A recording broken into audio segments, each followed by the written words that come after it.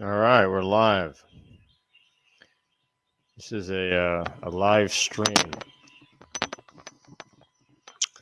Welcome to a live stream here, and I'm just having a cup of tea. But excuse me, I've got to get some honey in that tea. Tea without honey is quite lame. Excuse me, everybody.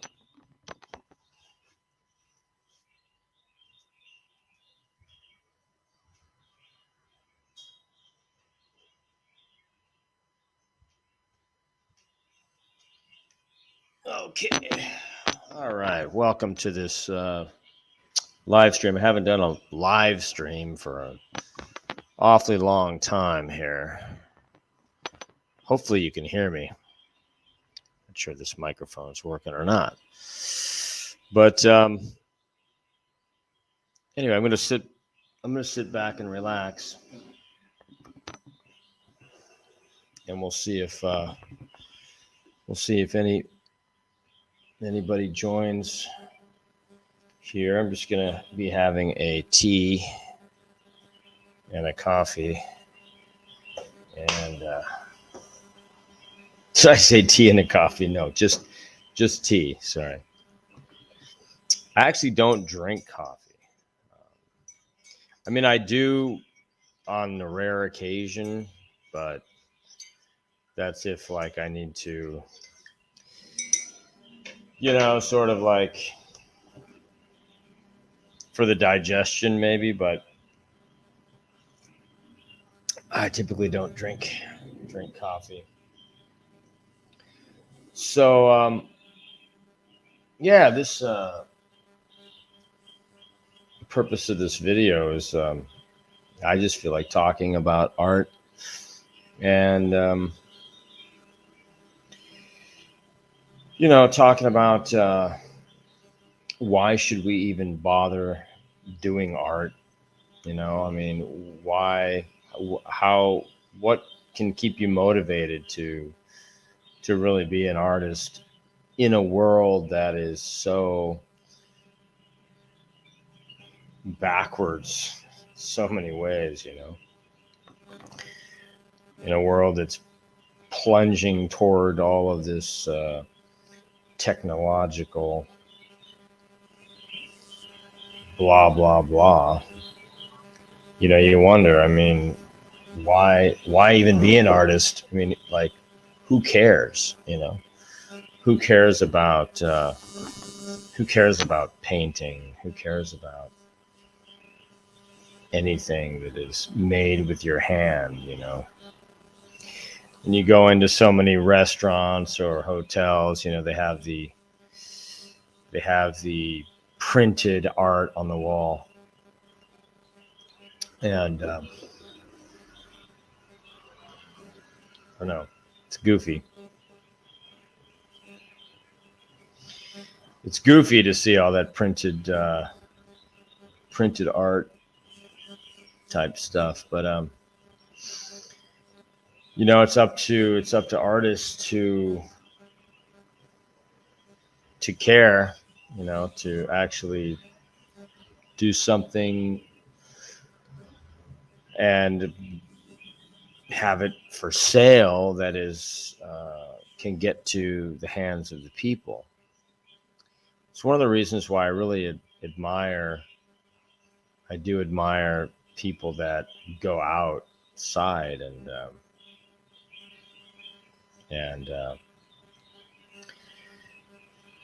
sell art on the street. I think it's really admirable. It's really bringing the art to the people, and I think that's great. And I think people should support those kinds of people. I think it's great. And so, yeah, what is it?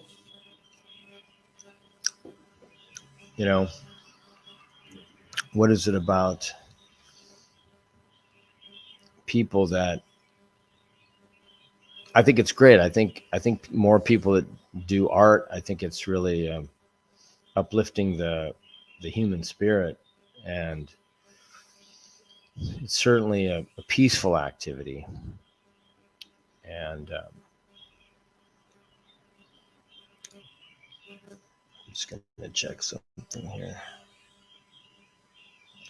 See if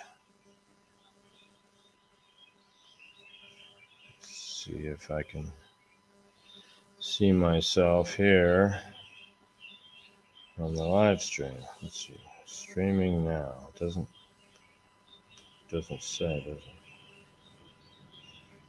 Live now. Oh, it does. Wow. There we go. So now, yeah, I'm listening to myself.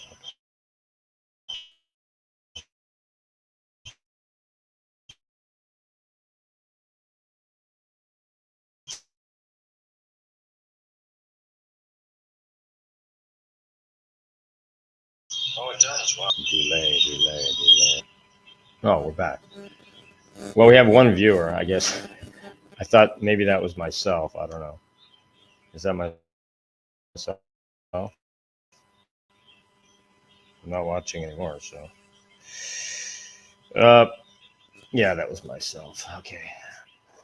So, it's the chat with myself because, sometimes you just have to sit and do nothing. I think that one of my spiritual teachers taught me that. And I was really struggling with thinking, and at that time I was playing music, and I was hold on one second.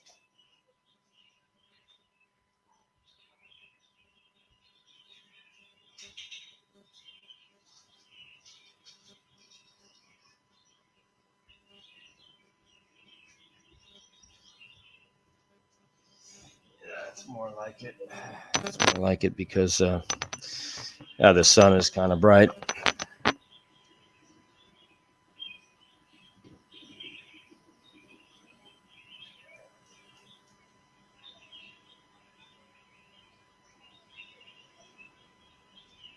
That's much better.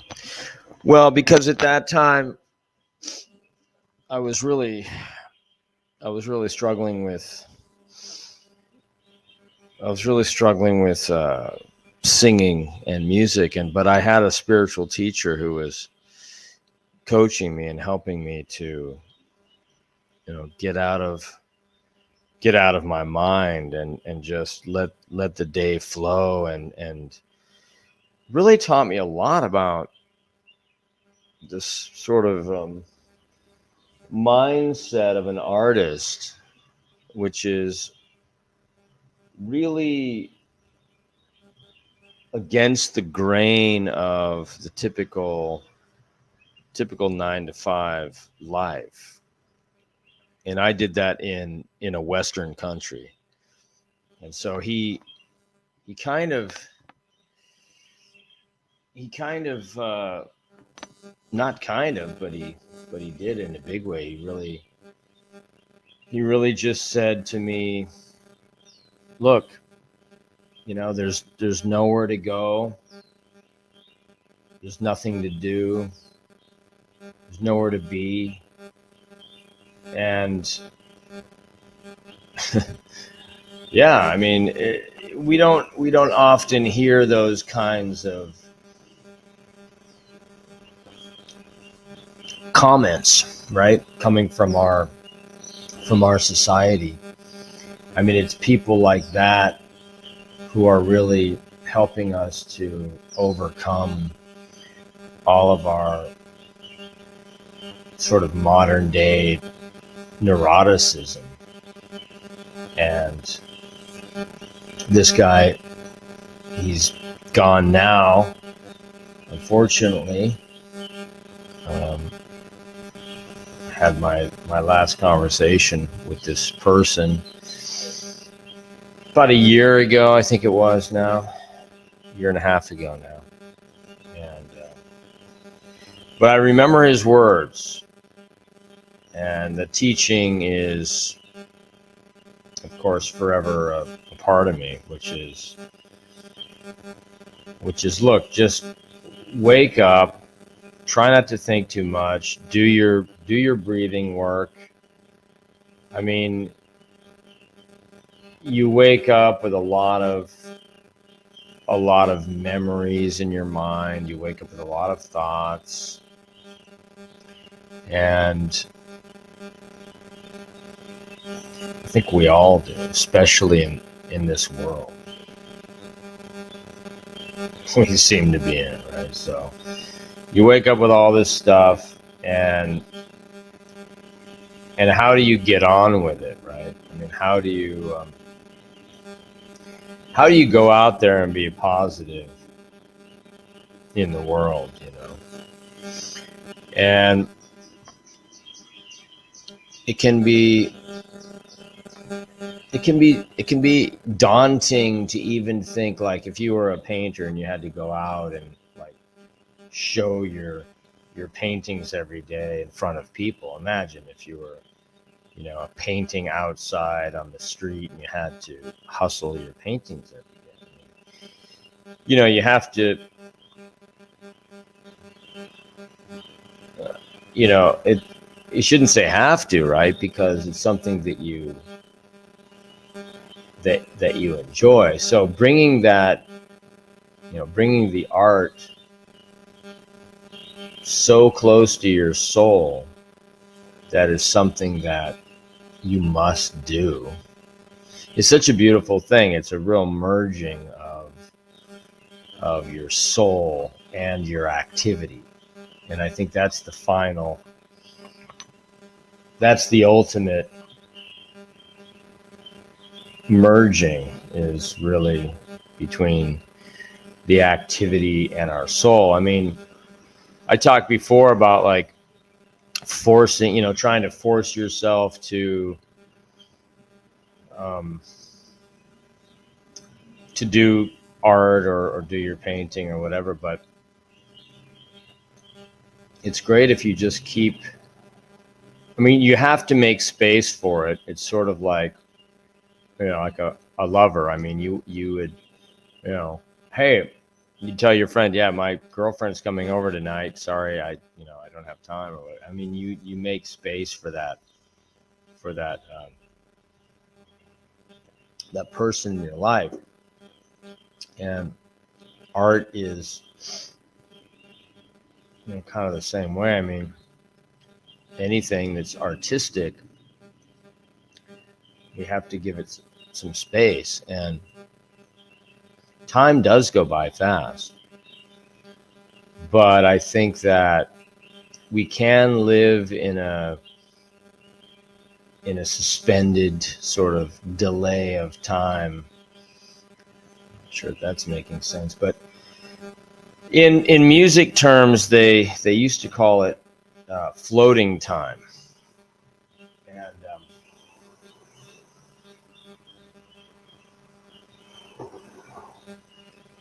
And anyways, where I'm at, there's a bunch of men downstairs like playing some kind of game with birds and cages. I never know.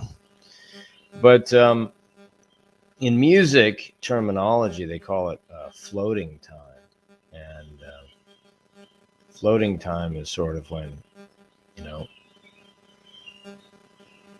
your perception of time just really shifts and changes, and you're kind of no longer aware of time anymore.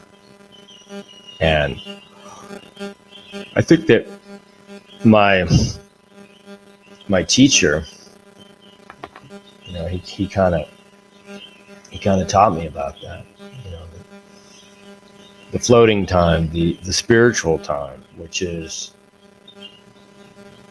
getting out of yourself completely.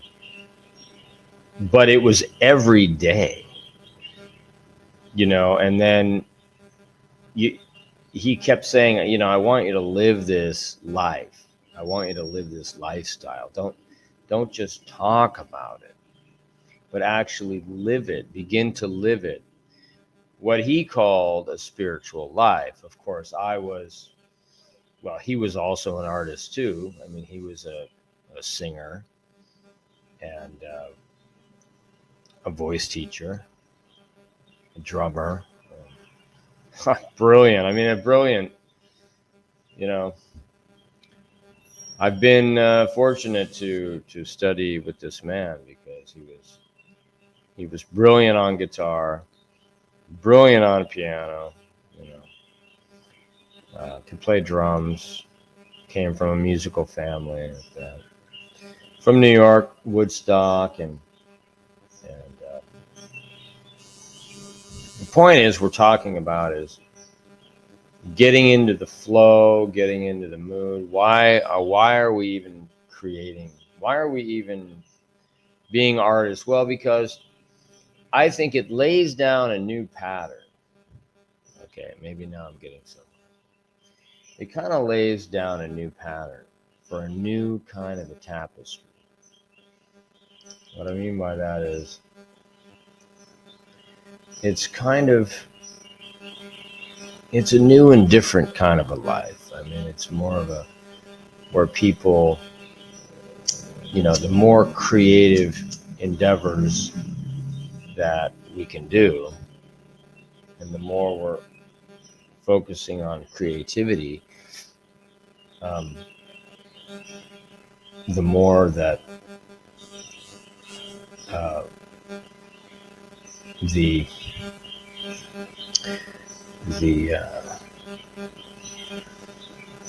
type of interactions kind of change and become more rich in humanistic. Anyway, I'm trying to find the right word.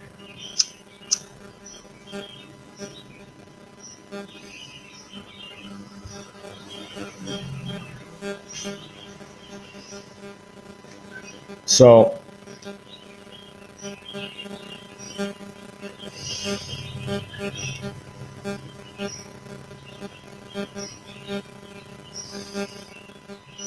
what I'm saying is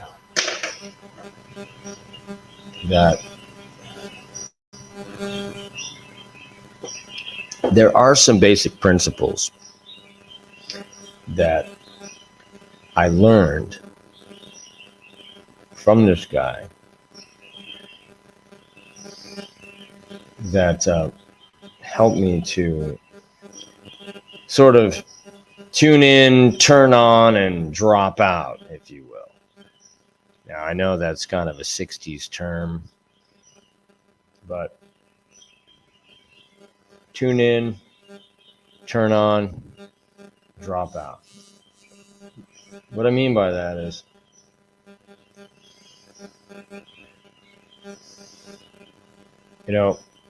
freeing up your... Now, the first practice would be, I would say, meditation.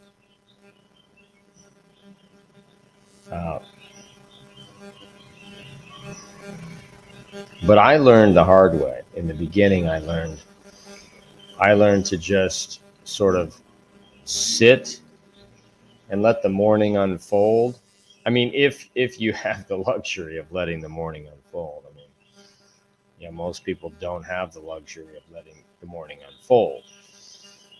However, if you can get into a situation where you can start to have some free time and work with that free time, and I think you expand that free time. You work on yourself. You use that free time that you do have to work on yourself. And if you use it wisely, you can begin to expand that. You know what I mean? Expand that time. And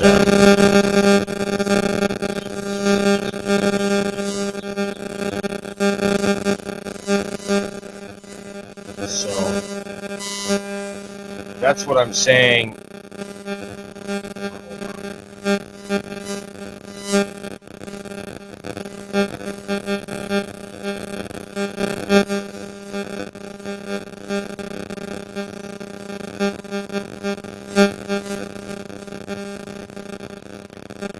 Okay. So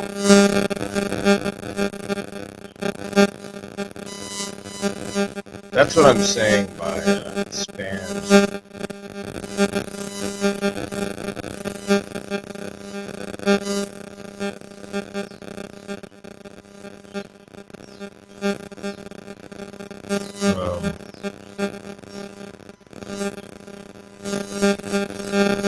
Expand the.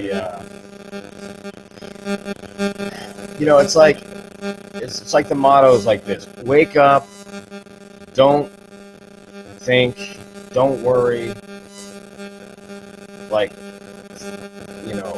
blend into the energy, blend into the love. I mean, if we can say that love and goodness exists, we can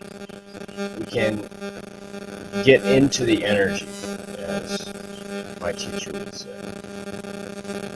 And getting into the energy, or find the energy. He would say find the energy.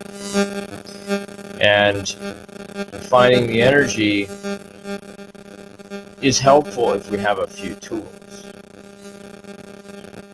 I think that as we continue on down this road that we are on in humanity right now, that it would be helpful to have a few tools to guide us into this kind of what I'm calling the floating time, and to help us get into this space. And we do. I mean, that's people have been meditating for eons upon eons. I don't know about that. But meditation is one tool. The alternate nostril breathing helps you to get into the moment. And really, that's what we're talking about, obviously, is we're talking about getting into the moment. And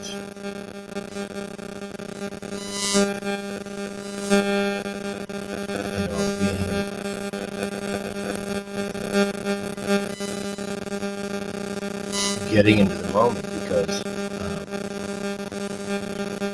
things ruffle our feathers. I mean, we can be cruising along and have a nice period, and then something happens. Maybe we have a breakup, or maybe something happens with our partner. We're thrown into a tailspin, and so being consistent is really the key. I mean, for an artist, sort of doing your disciplines every day is obviously the key. And then bringing yourself back into balance when you can't do it, when you're not in the mood to paint, when you're not in the mood to play the piano. Trying to be gentle on yourself, sit, have a cup of tea, let time pass a little bit, don't try to force things, right? And fall into the energy. And so I'm gonna get some hot water here. I'll be right back.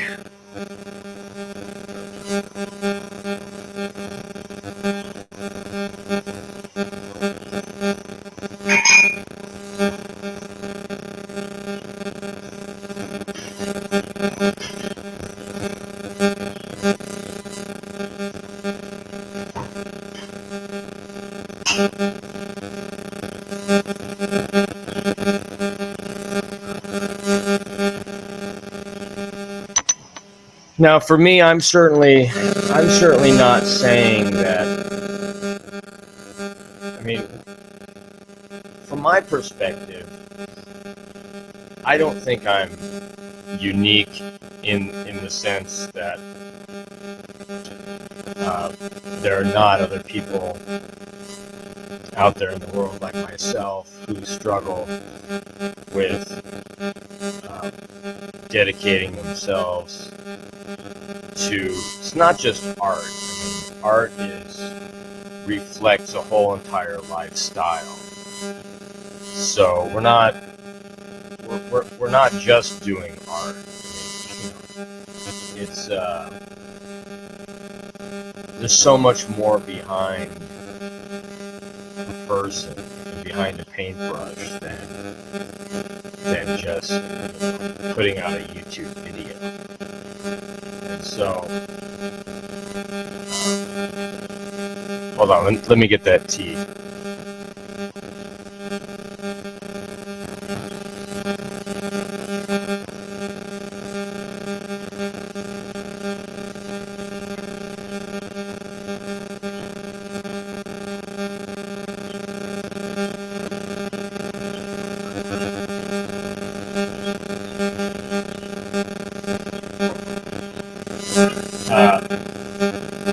So yeah, there's so much more to it. And I mean, I'll be real with you here. I went through a very, for myself, I didn't realize it, difficult breakup. I mean, I've been with this person for 3 years. And I didn't realize how much that I really cared about this person, how much I really loved this person. I mean, I still do, but circumstances and other things that don't make it possible. But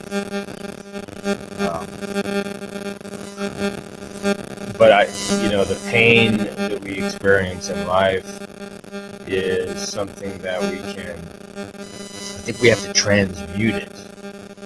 I mean, I think we have to, is that the right word, transmute it? We have to incorporate it.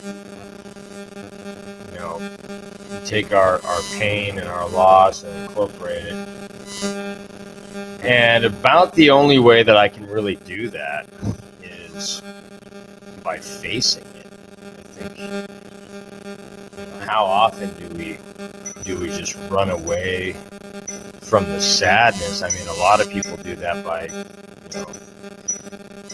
whatever, smoking or drinking or what, their thing of choice, whatever's going to help them to forget.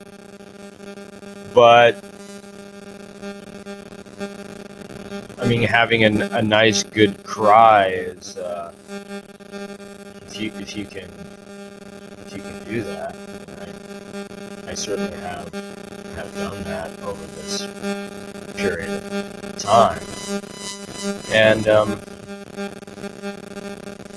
so for me, the things that's kind of a bump in the road as we're talking about art and creativity. I mean, it's kind of a bump in the road, and a lot of people, they stop their art, or they discontinue for a while. No, I haven't been drawing because I had a breakup with my girlfriend, or whatever it is. Oh, I moved out. I took all my stuff and whatever. You've heard this story a million times, right? And for me, though, is doing the meditation. That is something that, yes, I want to force myself to do, because it's like either you force yourself to do it, or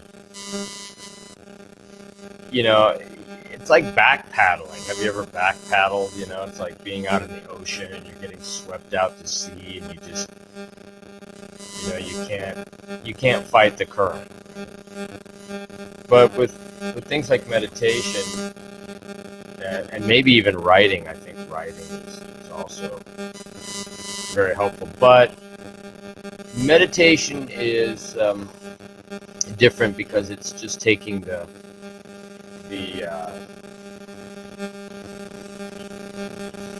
you know, you're solely focused on the sensations and the sensations of your body without anything else going on. So there's no distractions. And but if you're writing, I mean, you know, it's almost there. But for me, I choose the meditation way because, you know, put on a sad song. I mean, if you know, just get into the sadness and just embrace it. One of the hardest things is when you connect with, you know, other people, because we are social. You know, we don't live in vacuums. As artists, you can't, you know, you still need some kind of relationships. You know? I mean, I don't know about this guy Salvador Dali. I mean, I don't know. I know I don't want to offend anybody, but I mean, maybe I was not a particularly big fan of Dali. I mean, I don't know much about him, but I know he's kind of a public guy with this mustache. You know, there's the classic tale of the brutalized artist, you know, like Dali or Van Gogh or whatever. One of my friends who's a writer, he said he calls it the Van Gogh syndrome, and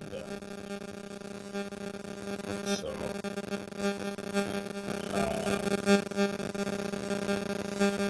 yeah,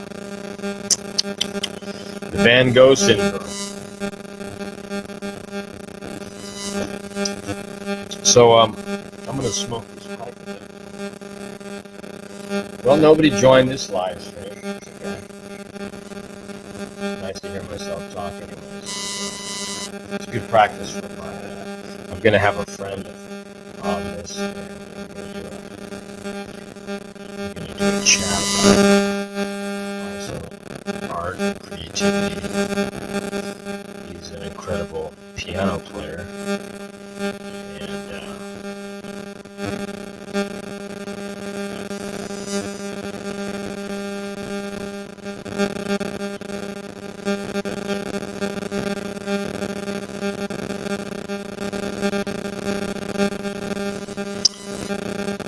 Okay, so let's do this up here.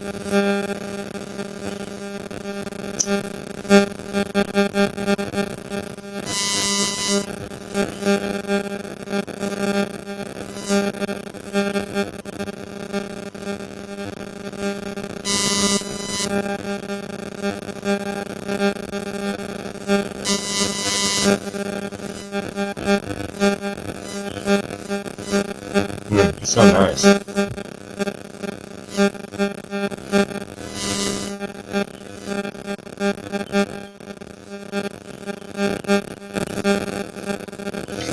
All right. Well,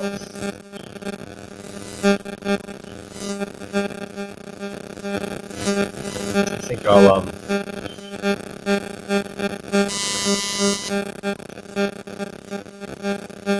finish this pipe and then finish this podcast.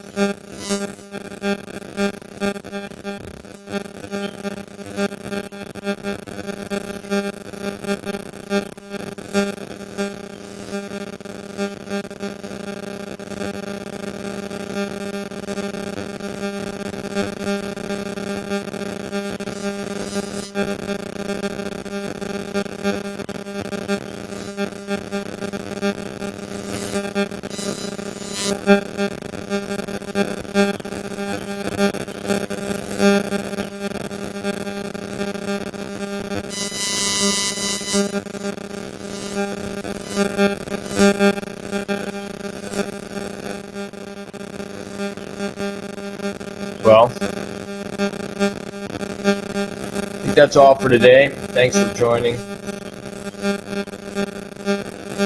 Happy painting, and see you next time.